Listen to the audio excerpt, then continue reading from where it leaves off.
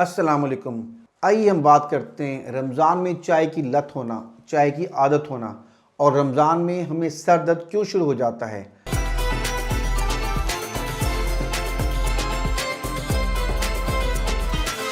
सच बताएं कि आपको रमज़ान के पहले दिन ही सर दर्द शुरू हो जाता है, चिड़चिड़ापन, सुस्ती, आंखों में बोझ और दिल चाहता है बस एक चाय कप मिल जाए। ये कमज़ोरी नहीं, कैफ़ीन का विड्रॉल है। चाय और कॉफ़ी में कैफ़ीन होती है। रोज़ाना ये ज़्यादा मिकदार लेने से दिमाग इसका आदी हो जाता है।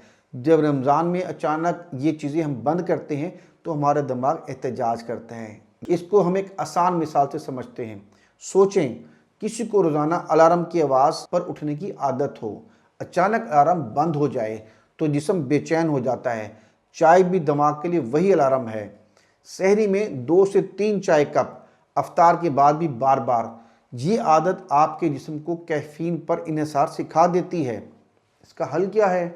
रमज़ान से 1-2 हफ्ते पहले अपनी चाय के इस्तेमाल को कम करें, 1 कप तक महदूद करें। पानी को ज़्यादा इस्तेमाल करें, अपनी नींद पूरी रखें।